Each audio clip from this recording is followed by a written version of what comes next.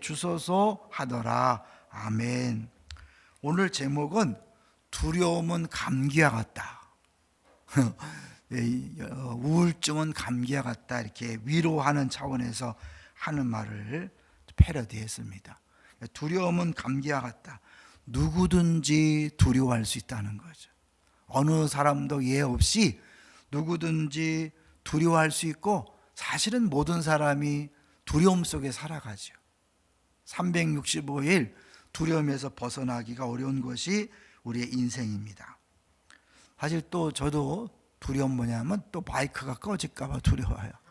이틀 연속 마이크가 고장 나는 걸 보면서 왜 뭘까?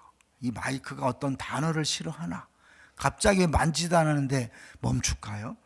오늘 끝까지 마이크가 잘 도와주기를 기대하면서 그래서 당연한 거 하나도 없음을 다시 한번 이것도 느낍니다. 이 마이크가 건들지도 않는데 중간에 꺼지는 걸 보면 참 은혜다, 안 꺼지는 게 은혜다라는 생각을 해봅니다. 어쨌든 하나님께서 모든 사람에게 두려움에서 이렇게 벗어나지 못하는 연약함을 보시면서 우리에게 오늘 두려움을 벗어날 수 있는 한 방법을 알려주시길 바랍니다. 이제 오늘 본문에 보면 다윗이 두려워서 거짓말을 2번씩이나 하죠. 2절과 8절에 거짓말을 합니다. 누굴 핑계대죠? 사울 왕을 핑계대요. 사울 왕이 자기를 못 보냈다. 그리고 급하게 오는 바람에 이제 칼과 무기가 없다. 완전히 거짓말이죠. 그리고 이 거짓말 때문인지 아니면 또 다른 이유가 있기 때문인지 나중에 이 다윗 때문에 이 제사장 85명이 다 몰살을 합니다. 엄청난 일이죠. 이 다윗이 왜 거짓말을 했을까요? 두려움 때문이죠. 자기가 죽을까 봐 두려운 것이고, 또 아히멜렉이 자기를 또 신고하고 버릴까 봐 두려워서 거짓말을 합니다. 그러니까 거짓말의 원인은 두려움인 거예요. 그러니까 우리가 정말 주 안에서 자유하면 거짓말이 사라지는 거예요. 부부끼리 거짓말하고, 부모 자식 간에 거짓말하고, 아이들도 거짓말하는 게 물론 죄를 가지고 태어나서 그렇게 하지만 순간순간 두려움 때문에 거짓말을 하는 거죠. 우리도 수없이 신앙생활 하면서요, 교회 안에서도 거짓말을 수없이 합니다.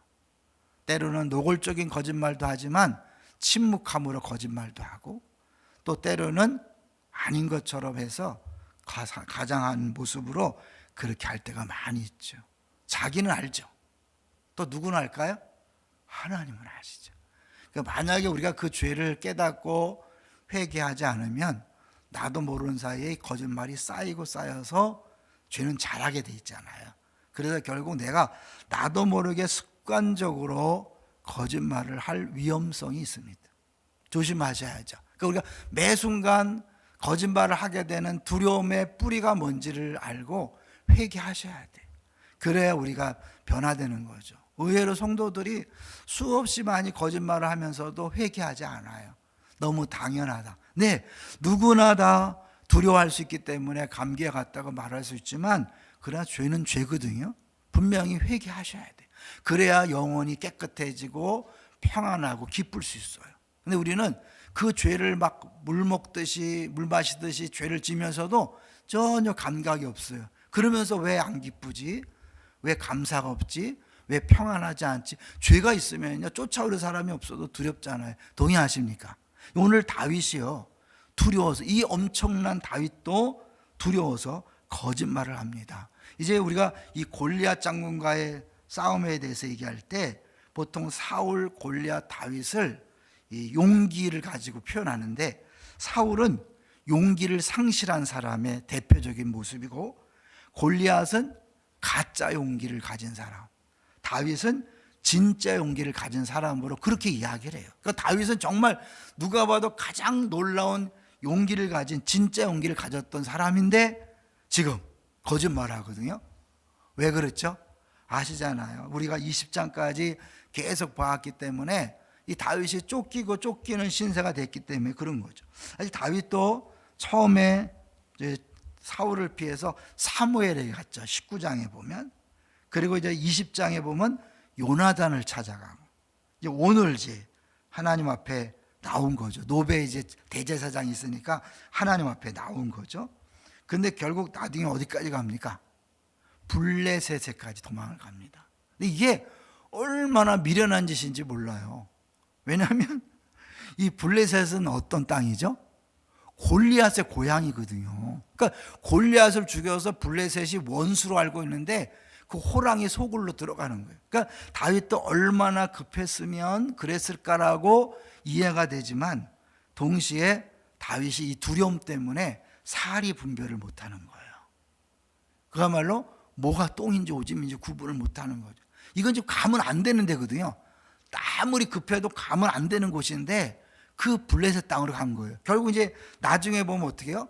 갔는데 사람들이 알아보는 거예요. 더구나 뭐예요? 골리앗 칼도 들고 갔잖아요. 이런 멍청한 짓이 어디 있어요?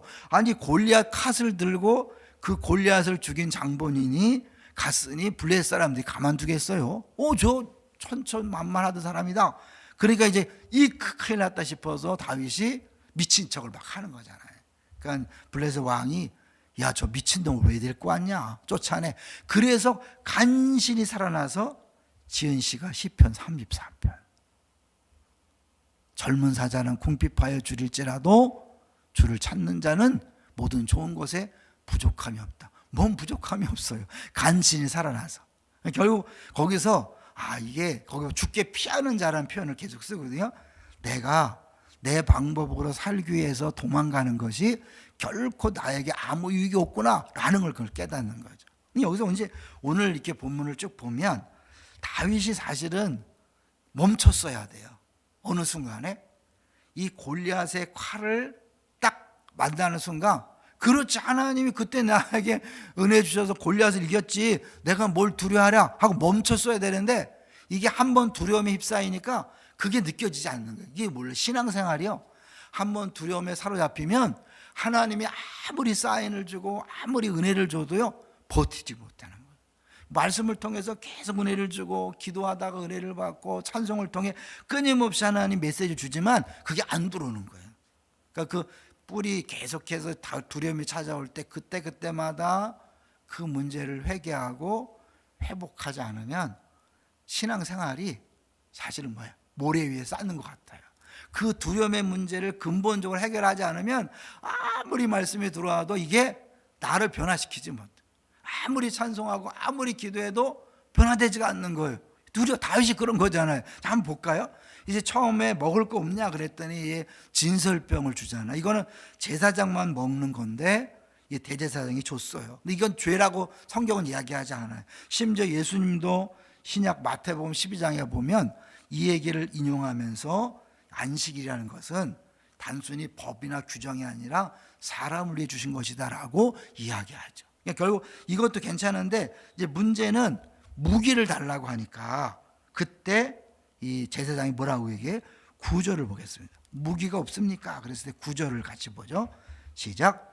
제사장이 이르되 내가 엘라 골짜기에서 죽인 블레셋 사람 골리앗의 칼이 보자기에 쌓여 에봇뒤에 있으니 내가 그것을 가지려거든 가지라. 여기는 그것밖에 다른 것이 없느니라 하는지라. 다윗이 이르되 그 같은 것이 또 없나니 내게 주소서 하더라. 그 같은 것이 어디 있어요? 정말 그렇죠. 무기 중에 무기일 뿐만 아니라 하나님이 함께 하셨다는 증거잖아요. 그럼 그걸 딱 손에 드는 순간 어떻게 해요? 그래 하나님이 함께 하시지. 그러면 어떻게 거기서 멈추고 블레셋을 가지 말아야 되잖아요. 근데 다윗은 그 칼을 들고 날 잡아줍시오, 날 잡아먹으시 하고 가는 거예요. 이게 미련한 인생. 한번 이 두려움에 사로잡히면 하나님께서 아무리 이렇게 이건 사인이잖아요. 야, 하필이면 거기 왜 골리앗 칼이 있겠어요? 물론 이제 모든 그 당시에는 전쟁에서 빼앗은 것들을 그런 성전에 두는 그런 용인도 있지만 요 순간에 딱 골리앗 칼이 나타났다는 건 뭐예요? 내가 너와 함께 하잖아. 넌 누구니? 내가 너와 함께 했고 골리앗을 통해서 너와 함께하는 보였잖아. 그렇다면 네가 뭘 두려워하랴? 이렇게 주님이 분명히 말씀하시는 거잖아요. 저만 이렇게 해석이 되나요? 아니잖아요. 그죠? 분명히 하나님 말씀했는데 그 부분이 아무런 의미가 없고 결국 아비멜렉 앞에 가서 죽을 것 같으니까 미친 척해서 도망 나온 다음에야 깨닫는 거죠. 여러분, 우리 이렇게 뜨거운 맛을 보기 전에 깨달으시기를 주의 이름으로 축원합니다. 우리는 그냥 끝까지 가봐야 돼. 이게 뭐냐, 영적으로 어두워지면 그래. 다윗도 이렇게 영적으로 어두워져서 누가 봐도 말도 안 되는 짓을 하잖아요. 우리도 마찬가지. 영적으로 어두워져서 누가 저러면 안 되는데, 저건 죽을 짓인데, 저러면 망하는데, 그 신앙생활 하면서 교회에서 막 그렇게 이상한 짓을 해요. 왜요? 두려움의 노예가 되기 때문에 그런 거예요. 그래서 매 순간마다 우리는 두려움을 해결하셔야 돼요. 어떻게 해결할 수 있을까요? 그 얘기를 하고 마치려고 그래요. 요한일서 4장 18절에 보면 온전한 사랑이 두려움을 내어 쫓는다 그랬어요. 그러니까 결국 이 사랑을, 두려움을 이기려면 하나님에 대한 사랑, 그것을 확실히 믿어야 되는 거죠. 근데 하나님 사랑은 언제나 100%예요. 믿습니까? 내가 무슨 짓을 하고 어떤 상황에서도 하나님 사랑은 조금도 변하지 않고 언제나 100%예요. 그러면 그 사랑이 100%인데 왜 내가 두려워할까요? 문제는 내가 그 사랑에 대해서 어떻게 반응하냐가 문제죠. 그죠? 내가 그 사랑을 반응해서 함께 사랑을 고백할 때, 사랑을 나눌 때, 그 사랑을 고백하는 것만큼, 나누는 것만큼, 표현하는 것만큼 그 사랑이 나를 사로잡는 거예요. 그러니까 내가 주 앞에서 하나님 사랑에 대해서 반응하는 것만큼 나는 그만큼 담대해지는 거죠. 어떻게 반응할 수 있을까요? 물론 예배를 드려야 돼요. 찬양을 통해, 기도를 통해 사랑을 표현할 수 있죠. 더 큰 건 뭘까요? 결국 이웃 사랑이 하나님 사랑이니까 내가 끊임없이 이웃에게 사랑을 베풀고 섬기고 나누는 것이 결국 하나님 사랑의 길이와 넓이와 높이와 깊이를 알아가는 비결인 거예요. 믿습니까?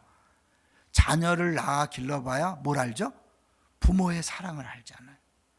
내가 아파봐야 건강에 소중한 아픈 사람을 이해할 수 있잖아요.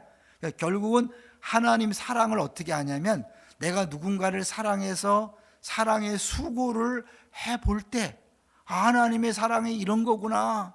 상대방은 알지도 못하고 깨닫지도 못하고 징징대는데 끊임없이 사랑하는 자신의 마음을 보면서 우리 하나님 아버지의 마음이 이런 거구나 라는 것들을 깨달아 알아가는 거죠. 오늘 우리 중고등부 수련회가 시작되는데 이제 교사로 수고하고 교육자로 수고하고 성우 수고할 건 결국 중등부 학생, 고등부 학생들을 위한 게 아니라 누구를 위한 걸까요? 자신을 위한 거. 왜 내가 그렇게 사랑을 쏟음으로 그 사랑을 하는 것만큼 하나님 사랑을 알아가거든요. 아는 것만큼 어떻게 해요? 그 사랑의 두려움을 내어 쫓는 겁니다. 그러니까 막 우리가 기도를 통해서 두려움을 내어 쫓고 말씀을 붙잡고도 내어 쫓지만 중요한 것은 끊임없이 그 사랑을 알아가는 게 필요해요. 길이와 넓이와 높이와 깊이를 알아가는 건데 그건 머리로 아는 게 아니라 사랑은 뭐예요? 경험으로 알아가잖아요. 그런 의미에서 하나님께서 우리에게 주신 사랑의 기회를 놓치지 마세요. 자꾸 사랑하세요. 가족을 사랑할 기회, 이웃을 사랑할 기회를 자꾸 하세요. 그러니까 내가 두려워 죽겠는데, 불안해 죽겠는데, 염려 죽겠는데 내가 뭘 하랴? 아니에요. 그럴수록 여러분 더 적극적으로 하나님께서 붙여준 사람을 사랑하고 섬기세요.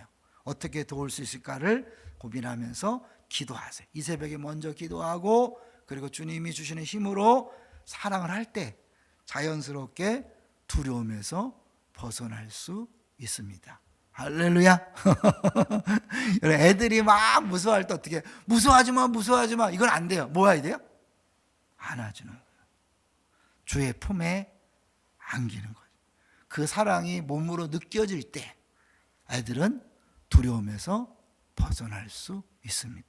하나님 사랑은 언제나 100%입니다. 그 사랑이 여러분 안기셔서 모든 두려움에서 벗어나는 행복을 누리시기를 주의 이름으로 축원합니다. 우리 같이 기도하겠습니다.